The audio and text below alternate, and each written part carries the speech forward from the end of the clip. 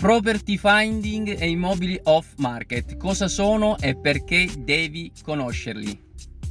Ma prima, sigla.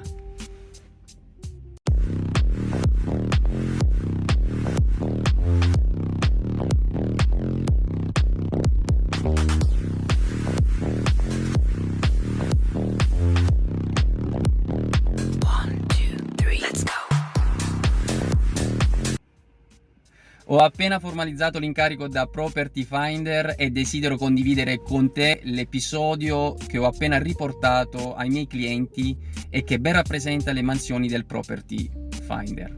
Doverosa premessa. Mi accade sempre più spesso che mi si dica: ma a cosa serve un agente immobiliare? Con la digitalizzazione voi agenti immobiliari siete fottuti.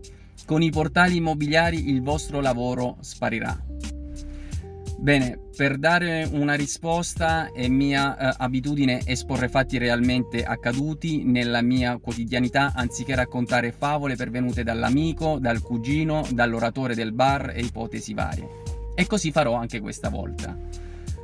E te lo racconto con questo episodio. Accade che un cliente mi incarica di cercare una soluzione in pieno centro a Pescara entro non oltre i 6 mesi successivi l'incarico, e un immobile di almeno 200 metri quadrati, 220 metri quadrati. Divento così il loro agente immobiliare versione Property Finder, cercatore di case per conto dell'acquirente, previo incarico in esclusiva, e per circa mezza giornata al giorno mi impegno per lui e la moglie, molto esigenti e determinati ad acquistare solo la proprietà che avesse soddisfatto le loro richieste.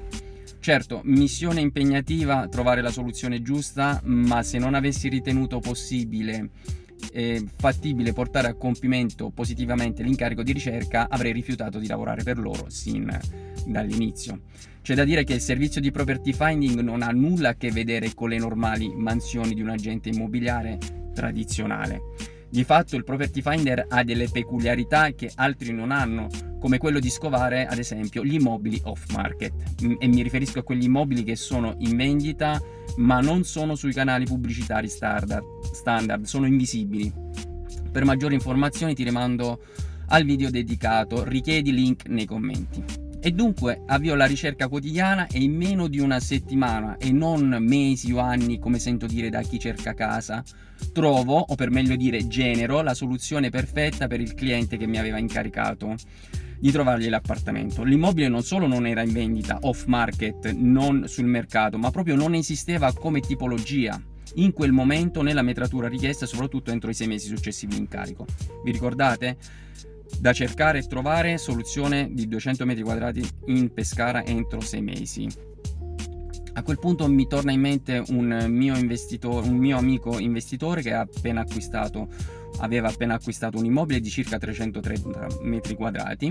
Lo contatto e lo invito, e poi lo convinco, a frazionare il suo immobile a 330 metri quadrati in uno da 200 metri quadrati, buono per il mio cliente, e restanti 130 buono per lui, che avrebbe potuto rivendere o locare più facilmente per via della metratura meno generosa. Morale della storia: se stai pensando di cercare casa da solo, sappi che sarà impegnativo e magari ti dovrai accontentare di quello che trovi. Se invece, come mi auguro, decidi di affidarti ad un professionista nella ricerca, sfruttando anche canali e modalità sconosciute ai privati, ti invito a contattarmi per ricevere una consulenza calibrata per le tue esigenze. Ma fallo ora.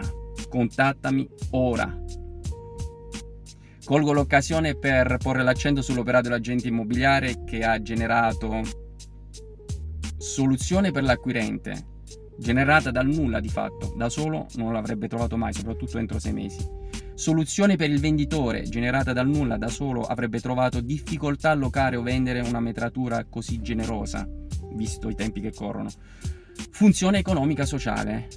C'è da dire anche questo, perché l'incarico concluso positivamente ha generato economia locale.